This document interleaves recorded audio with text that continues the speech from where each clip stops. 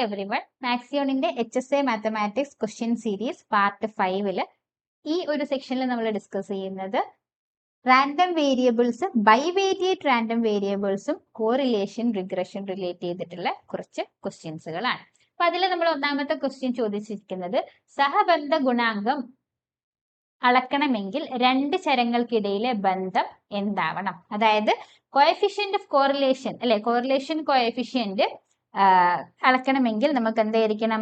രണ്ട് random variables തമ്മിലുള്ള ബന്ധം എന്ന് പറയുന്നത് എന്തായിരിക്കണം? ലീനിയർ ആയിരിക്കണം അല്ലെ, എങ്കിൽ മാത്രമേ നമുക്ക് എന്ത് ചെയ്യാൻ പറ്റുള്ളൂ? കോഎഫിഷ്യന്റ് ഓഫ് കോറിലേഷൻ കണ്ടുപിടിക്കാൻ പറ്റുന്നുണ്ടാവുള്ളൂ. സോ ഓപ്ഷൻ എ ആണ് നമ്മൾ ആൻസർ വരുന്നത്. അടുത്തൊരു ക്വസ്റ്റ്യൻ, എക്സിന് മേൽ വൈയുടെ സമാശ്രയ ഗുണാങ്കം, അതായത് നമ്മൾക്ക് തന്നിരിക്കുന്നത് എന്താ? എക്സും വൈയും തമ്മിലുള്ള BXY ആണ് നമ്മൾക്ക് എന്ത് തന്നിരിക്കുന്നത് അല്ലെ. ആൻഡ് വൈന് മേൽ എക്സിന്റെ സമാശ്രയ ഗുണാങ്കവും യഥാക്രമം -1 -0.25 അല്ലെ. So correlation coefficient of X on Y എന്ന് പറയുന്നത് -1 വൈ ഓൺ എക്സ് എന്ന് പറയുന്നത് നമ്മൾക്ക് എന്താണ്? -0.25 ആണെന്ന് തന്നിട്ടുണ്ട് അല്ലെ. അങ്ങനെയാണെങ്കിൽ എക്സും വൈയും തമ്മിലുള്ള സഹബന്ധ ഗുണാങ്കം എന്തായിരിക്കും അല്ലെ. സോ സഹബന്ധ ഗുണാങ്കത്തിന്റെ ഇക്വേഷൻ R² എന്ന് പറഞ്ഞു കഴിഞ്ഞാൽ വിൽ ബി ഈക്വൽ ടു എന്തായിരിക്കും?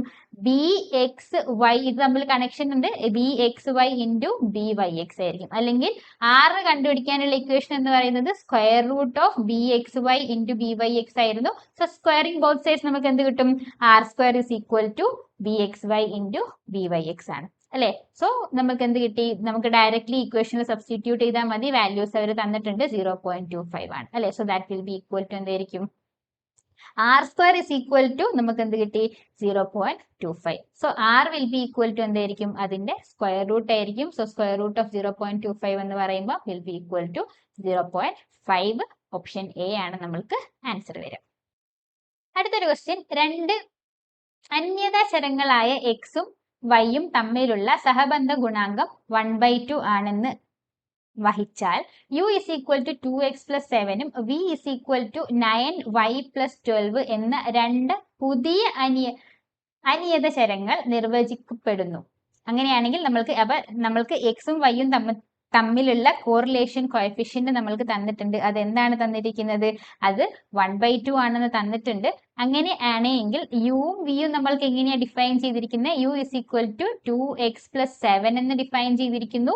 v is equal to 9y plus 12 എന്നും ഡിഫൈൻ ചെയ്തിരിക്കുന്നു അല്ലെ. ഇങ്ങനെ പുതിയ രണ്ട് റാൻഡം വേരിയബിൾസ് ഡിഫൈൻ ചെയ്തിരിക്കുന്നു.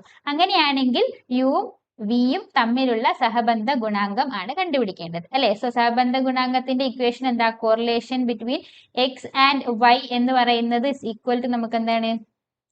Covariance of X and Y divided by the square root of variance of X into variance of Y ആണ് അല്ലെ. ഇതാണ് നമ്മൾക്ക് ഇക്വേഷൻ. ഈ ഇക്വേഷന്റെ നമ്മൾക്ക് ഇത് linearly 2x plus 7 9y plus 12 ആണ് നമ്മൾക്ക് എന്ത്? പുതിയ രണ്ട് റാൻഡം വേരിയബിൾസ് ചൂസ് ചെയ്തിരിക്കുന്നത് അല്ലെ. സോ നമ്മൾക്ക് ഇതിനെ ജനറലൈസ് ചെയ്തിട്ട് എങ്ങനെയാണ് ഇത് വരുന്നത് എന്ന് നോക്കാം. അതായത് നമ്മൾ എടുക്കുന്നത് suppose u is equal to ax plus b എന്നും v is equal to CY plus D എന്നും എടുക്കുക. അപ്പൊ യുവും വിയും ഇങ്ങനെ ജനറലൈസ് ചെയ്തെടുത്തു.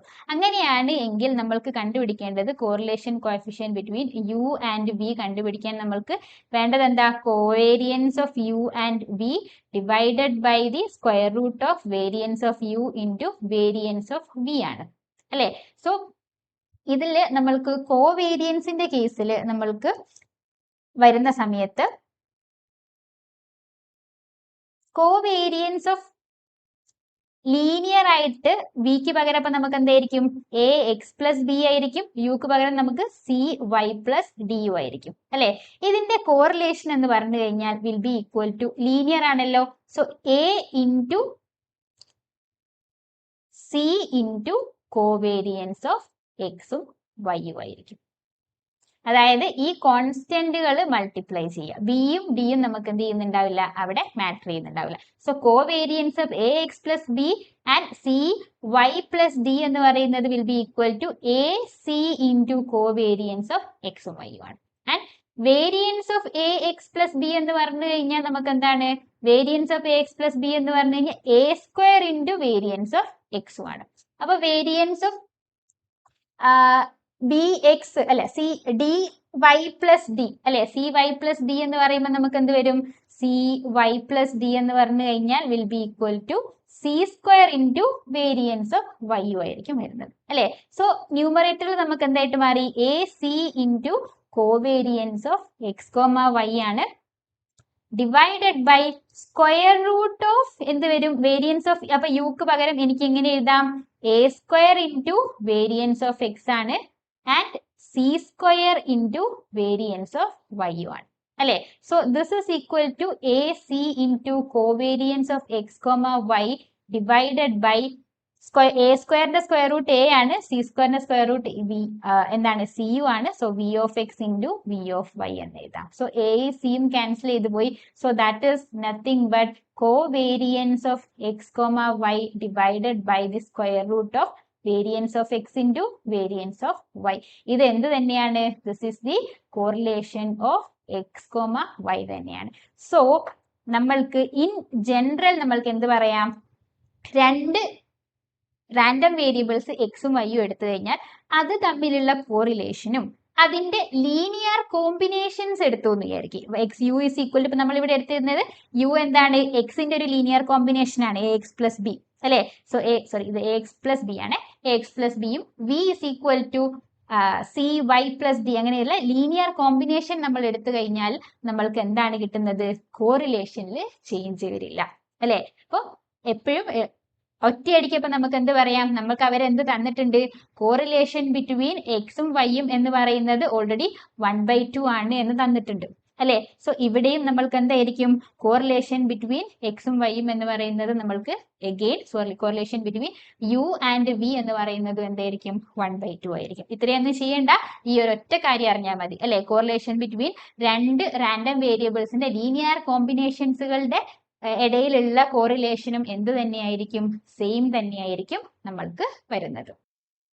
അടുത്ത ക്വസ്റ്റ്യൻ സെൻട്രൽ ലിമിറ്റ് സിദ്ധാന്തം അതായത് സെൻട്രൽ ലിമിറ്റ് തിയറം പറയുന്നത് ഒരു സ്റ്റാറ്റിസ്റ്റിക്സിന്റെ സാമ്പിളിംഗ് വിതരണങ്ങൾ നോർമൽ ആണ്.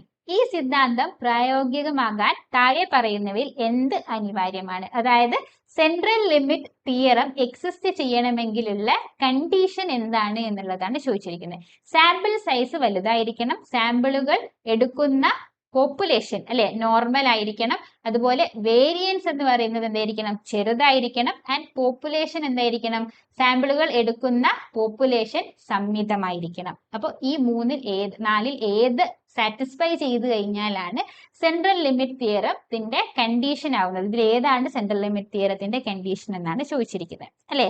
സെൻട്രൽ ലിമിറ്റ് തിയറം പറയുന്നത് എന്താ സാമ്പിളിംഗ് ഡിസ്ട്രിബ്യൂഷൻ ഓഫ് മീൻ അല്ലെ.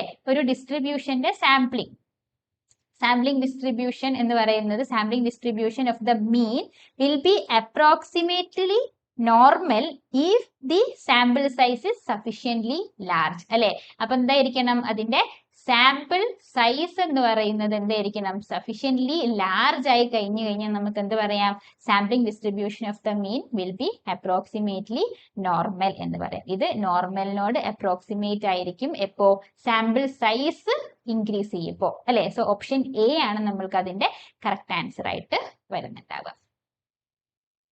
അപ്പൊ ഇത്രയും ക്വസ്റ്റ്യൻസ് ആണ് നമ്മൾക്ക് ബൈവേരിയറ്റ് റാൻഡം വേരിയബിളും കോറിലേഷൻ ഒക്കെ റിലേറ്റ് ചെയ്തുകൊണ്ട് നമ്മൾ ഡിസ്കസ് ചെയ്തിരിക്കുന്നത്. Thank you.